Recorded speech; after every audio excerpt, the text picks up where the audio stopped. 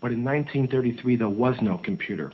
What there was the IBM punch card system, which controlled and stored information based upon the holes that were punched in various rows and columns. Naturally, there was no off-the-shelf software as there is today. Each application was custom designed, and an engineer had to personally configure it. Millions of people of all religions and nationalities and characteristics went through the concentration camp system. That's an extraordinary traffic management program that required an IBM system in every railroad direction and an IBM system in every concentration camp.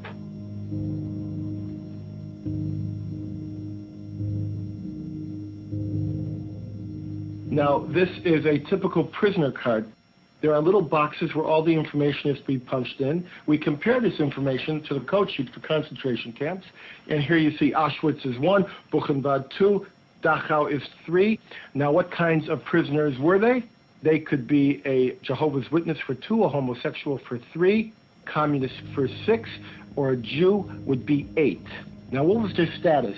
1 was released, 2 was transferred, 4 was executed, 5 was suicide, and 6. Code 6. Sonderbehandlung, special treatment, meant the gas chamber or sometimes a bullet.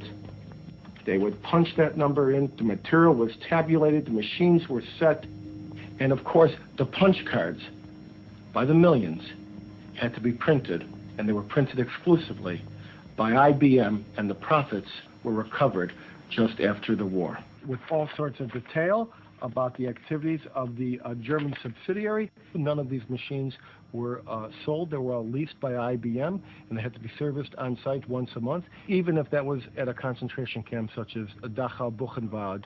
This is a typical contract with IBM and the Third Reich, which was instituted in 1942. It's not with the Dutch subsidiary. It's not with the German subsidiary. It is with the IBM Corporation in New York. I've been an investigative reporter and a journalist for 35 years. I've worked in every major media market in the United States, and I've written for more than 100 newspapers and magazines nationally and internationally. So last September 17th, I became the first journalist in U.S. history to go to the U.S. National Archives and the Library of Congress and pore over the thousands of pages of documents in both places to prove beyond a shadow of a doubt or any refutation of the facts that Prescott Bush, the grandfather of George W. Bush, and George Herbert Walker, his maternal great-grandfather for whom his daddy is named, were Nazi traitors to the country who should have been tried for treason. George Herbert Walker. Prescott Bush graduated from Yale in 1917 and was in Skull and Bones with E. Roland Harriman, who was the younger brother of W. Averill Harriman. The Bush family really had nothing going. They were essentially social climbers and opportunistic people. At the time that Prescott Bush met Dorothy Walker, he was a tire salesman. And George Herbert Walker, as all fathers do when their daughter's going to marry someone, said in his heart, you know, it's not an appropriate thing socially that my daughter marry a tire salesman. So he brought Prescott Bush first into Brown Brothers Harriman and then Union Banking Corporation. In actuality, it was anything but a bank. It was essentially a Nazi money laundering operation that had a lot of tentacles into a lot of different other businesses. They owned a shipping line called Hamburg American Line, for example, which was the first Nazi front business seized, although the line was no longer operational in 1942. In the early 1930s, it transported Nazi spies into the U.S., and then their promotional ads offered cash rewards to any American citizens who would go back on Hamburg American lines and proselytize for Hitler. 8 months after the U.S. had entered the war, the New York Herald Tribune ran a front-page article, Hitler's Angel has $3 million in U.S. bank.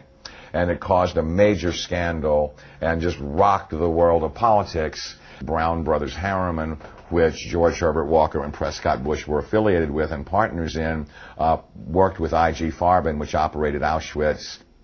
The hearings of the McCormick-Dickstein Committee of November 1934 show that Prescott Bush and the DuPont family, the Remington family, and J.P. Morgan tried to overthrow the U.S. government, assassinate FDR, and put a Hitler-style fascist state in place.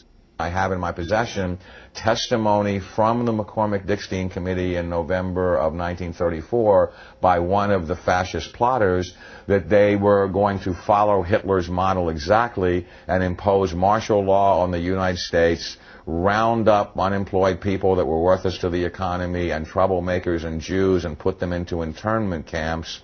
And their plan was, if necessary, to exterminate the people that could not be part of the effort.